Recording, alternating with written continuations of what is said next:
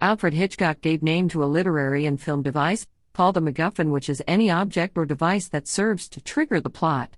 This boils down to anything that sets the plot in motion or keeps it going in one direction or another. In terms of Hitchcock, the birds were the MacGuffin in The Birds, and he used others like Norman Bates's mother in Psycho to keep things going. While he may have coined the term, Hitchcock wasn't the only one to use MacGuffins. They have been around for a long time, especially in some incredible works of fiction. Here are the 10 greatest MacGuffins from some of the greatest movies ever made. Number 10. Doug, The Hangover. A lot of people might forget while watching the movie, but the guys get into so much trouble throughout their actual hangovers in the film due to their quest to find Doug. He was the reason they were in Vegas in the first place. Doug was getting hitched, and they were celebrating with a good old-fashioned bachelor party. A lot of people might have forgotten the guy since he was only in the movie for the opening of the first act and just a few minutes at the end. Finding Doug was the entire plot of the film when you get right down to it. The fact that they woke up with a tiger and nothing but questions as to what happened the night before was just the comedic sprinkling atop the ice cream sundae that was The Hangover. Although some MacGuffins are right there in front of the viewer the whole time, Doug is a perfect example of a MacGuffin that rarely makes an appearance. Number 9. The Death Star Plans, Star Wars. We have finally been given the backstory how the rebels got their hands on the plans for the Death Star thanks to Rogue One. But in the original Star Wars, they were the principal element moving the story forward. After the Tantive 4 is boarded, and we learn that the Death Star plans are not in the main computer, the Empire will stop at nothing to find them. The Empire stormtroopers follow R2-D2 and C-3PO down to the surface of Tatooine, and torch Luke's uncle and aunt while looking for the plans. Then we get to meet Han and Chewie as the plans are moved across space, and finally make their way to the Rebel Alliance so that they can be scrutinized to find a weak point. Here's how we know the plans were the MacGuffin. If Vader had found them on the ship in the opening act, that would have been it. They had Princess Leia and would have proceeded to wipe out the Rebel Alliance in one fell swoop, thanks to the secret of their vulnerability never winding up in their enemies' hands. Number 8. The Briefcase, Pulp Fiction. Here's the thing about MacGuffins, you don't always need to know what they are. The characters on screen usually require that information to keep them moving one way or another.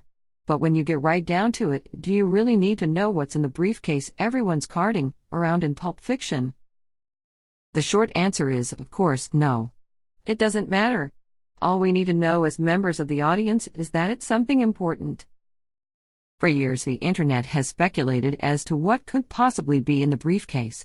Fan theories have suggested that it is the cache of diamonds stolen in Reservoir Dogs, Rudolph's nose, O.J.'s other glove, the Oscar that Quentin Tarantino hoped to win, or even Marcellus Wallace's soul.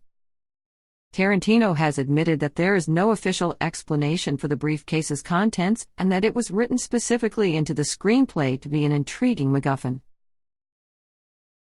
Number 7. The Genesis Device, Star Trek II and Star Trek III. Beginning in Star Trek II, The Wrath of Khan, and ending in Star Trek III, The Search for Spock, the main plot device moving things forward might seem to be the rage that Khan has for Kirk and the hatred that Kirk has for the Klingons. But it is actually the Genesis device.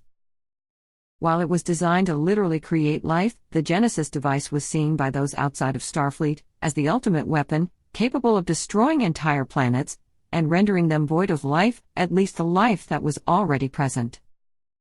The Genesis device is responsible for Kirk meeting his son. Later, when the device helps to keep Kirk alive, it is sought by the Klingons, who end up killing Kirk's son out of spite. When Spock's body makes its way to the Genesis planet, he is revived by the science of that very device. This causes the crew of the Enterprise to illegally abscond with their ship to rescue their fallen and risen friend. As MacGuffins go, the Genesis device is certainly one of the most interesting on this list. Number 6.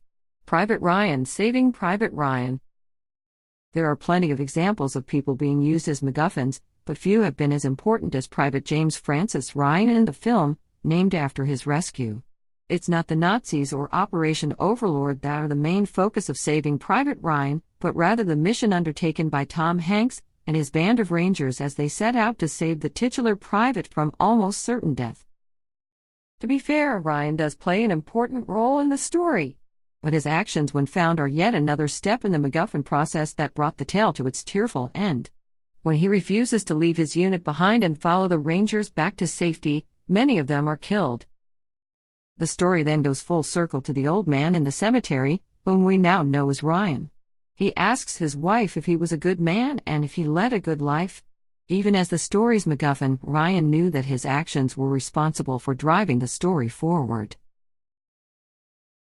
Number 5. The One Ring, The Lord of the Rings. When it comes to a powerful artifact serving as a MacGuffin, you don't have to look much further than the One Ring. Not only is this the ring that Sauron is determined to recover throughout the series, it is also incredibly powerful all on its own. We learn that it isn't just the most powerful ring, but the ring that binds all others together. One ring to rule them all, one ring to find them, one ring to bring them all and in the darkness bind them. The Fellowship of the Ring embarks upon an epic quest to return the ring to Mount Doom so that it can be destroyed. That quest is only the beginning of an adventure that intertwines the lives of all the denizens of Middle-earth. Even though the book, The Hobbit, doesn't delve into the true nature of the ring's origin or power, Peter Jackson's Hobbit trilogy pulls it into the tale. However, in The Hobbit, the treasure, and more specifically, what the Arkenstone Smaug enjoys resting upon, is the MacGuffin of that trilogy. Number 4. The Holy Grail, Indiana Jones and the Last Crusade. We could have used anything from the Ark of the Covenant to those ridiculous crystal skulls because the treasure of any Indiana Jones film is, by definition, a MacGuffin. We decided to go with the Holy Grail from Indiana Jones and the Last Crusade because it is the ultimate MacGuffin for any treasure hunter. This is probably the easiest example of a MacGuffin in film, as it is specifically stated as the goal of everyone in the film. First, we find that Indy's father was looking for it. Then we learn that Adolf Hitler and the Nazis are looking for it. Finally, we have Indiana Jones looking for it. But in actuality, he was only looking for his father. He wouldn't have needed to look for his old man were it not for the quest for the Holy Grail.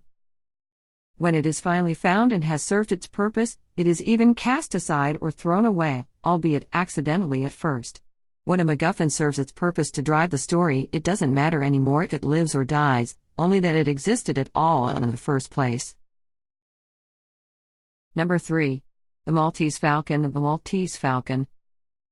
Classic films shot during the time that Hitchcock coined the term MacGuffin have some remarkable MacGuffins, and the Maltese Falcon's Maltese Falcon is probably one of the best known of all.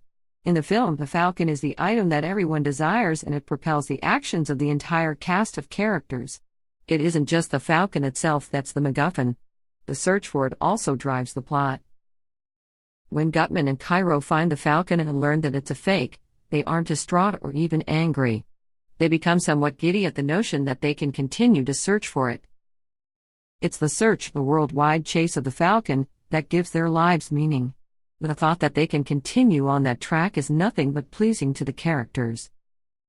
What's so interesting about the Maltese Falcon is that it only holds value because it is so sought after by the characters in the book or movie.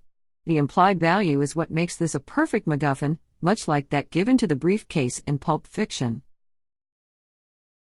Number 2. Letters of Transit. Casablanca. The film Casablanca isn't just a source for some of the best lines ever written for cinema, it's also one of the earliest examples of a MacGuffin that the audience doesn't even focus on. Everything on screen is about the romance between Humphrey Bogart's Rick Blaine and Ingrid Bergman's Ilsa Lund. That's what the audience pays attention to, but for the characters in the movie, it's all about the letters of transit. Throughout the film, Rick's motivation is the safety and security of his former lover. At the end, he even makes her board the plane after finally securing the letters of transit, allowing them to flee Nazi-occupied Morocco. The letters were obtained by murdering 2 German couriers, so there is a great deal of importance placed upon them. Even so, the audience is captivated more by the romance between Rick and Ilsa than the MacGuffin, making the letters of transit one of the most ingenious of them all. Number 1. Rosebud, Citizen Kane. Citizen Kane opens with the death of Charles Foster Kane. He is holding a snow globe that drops to the floor just after he utters his dying word, Rosebud. The meaning of the word is the true MacGuffin in the film because it sets Jerry Thompson with the task of learning who or what Rosebud was. What could this disturbingly wealthy man have meant with his dying breath? It's the drive to learn what it means that makes Rosebud the greatest movie MacGuffin of them all. The entire film revolves around Thompson's quest to learn the meaning of the word. But in the end, he never does. Only the audience knows the meaning of the term when the camera pans around the room at Xanadu to reveal the trade name of the sled, Rosebud. The sled is what an 8-year-old Kane was playing with the day he was taken from his home in Colorado. It is considered to be junk and is burned, leaving the question and MacGuffin forever unanswered within the confines of the film.